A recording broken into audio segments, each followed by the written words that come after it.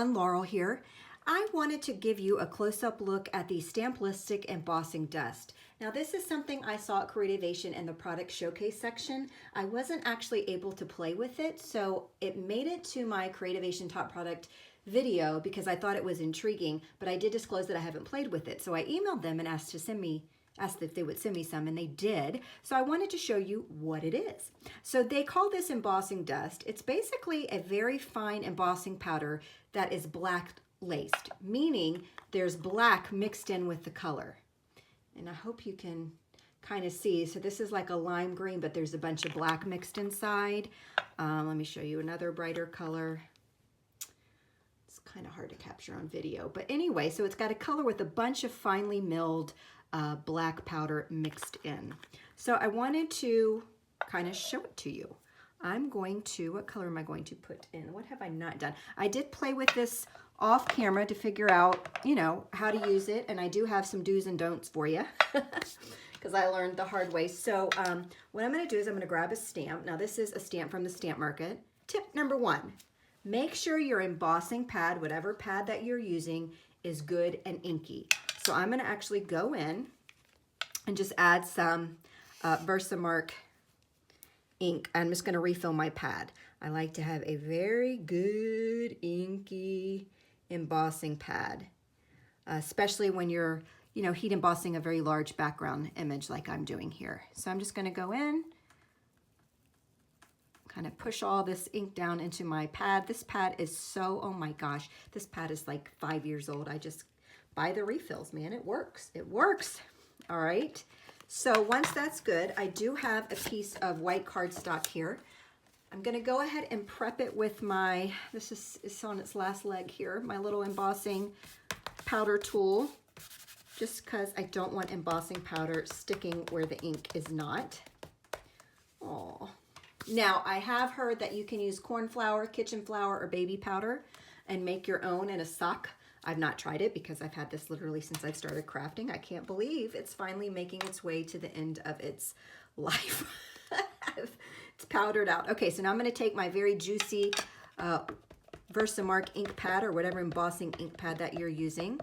And I'm just going to ink up my stamp background here. Then I'm going to take my cardstock and just press it into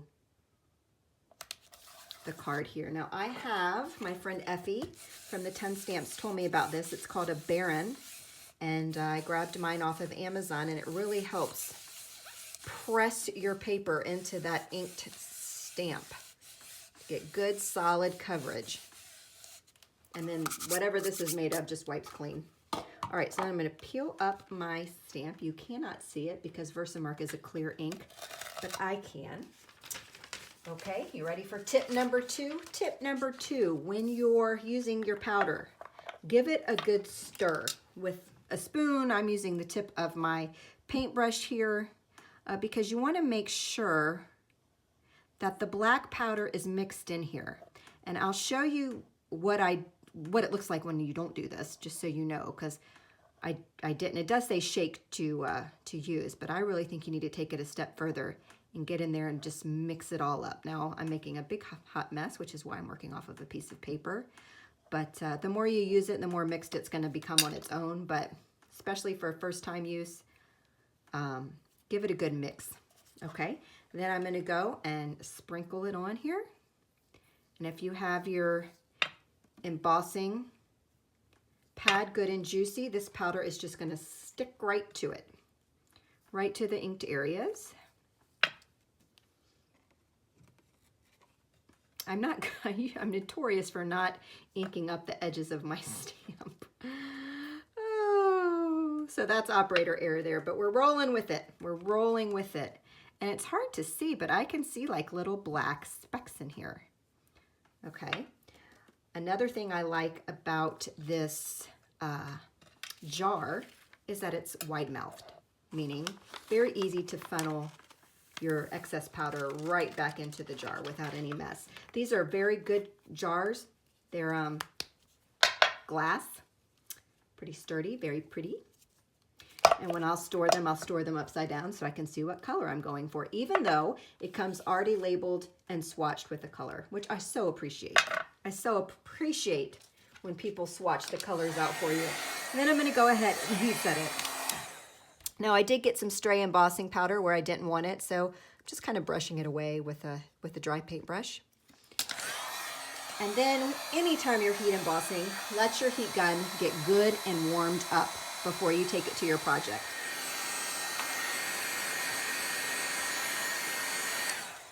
Okay, that should do it. Now you may be wondering why I did the backside, because that helps flatten out the paper if it got, you know, any warping. So if you take a look at this, make sure my camera is in zoom.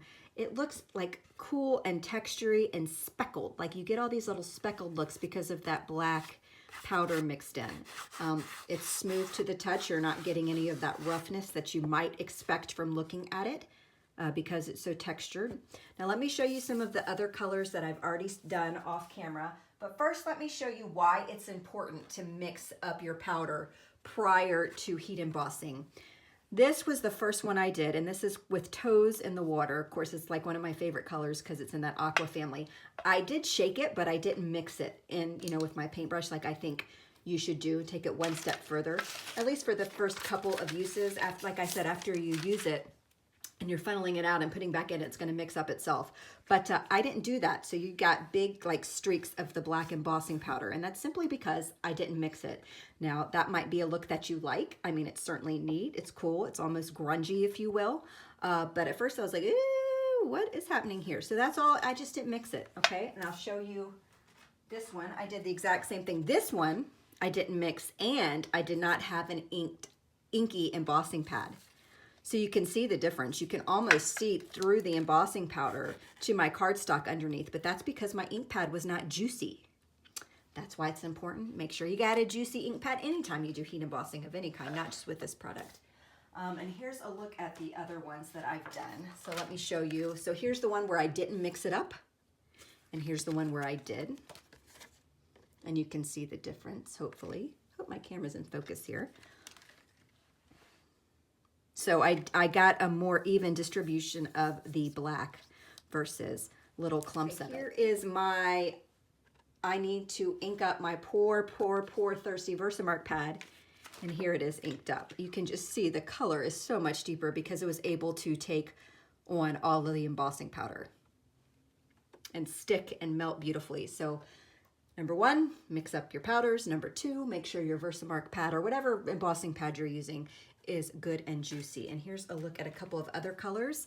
This color is called, what's it called? I'm not seeing, oh, here it is. It's called Cheshire. So it's a pretty purple. Let me open that up for you. Okay.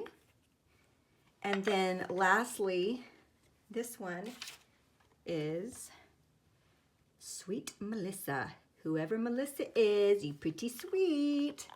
So here it is, it's like hot pink with the black mixed in.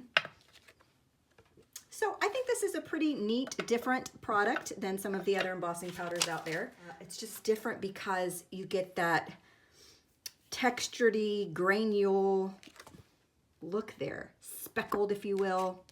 And in some cases, you can even get a grunge look. So here's a look at it. Now again, I am not affiliated with this company. I make no money off of this video. But this is a product that I did email them for and ask for. So I did not buy this outright. They did provide the product for me. I'll be sure to link to the company down in the description in case you're not familiar with it. I know I wasn't before I went to Creativation. So yeah, so that's it. Embossing Dust, black laced.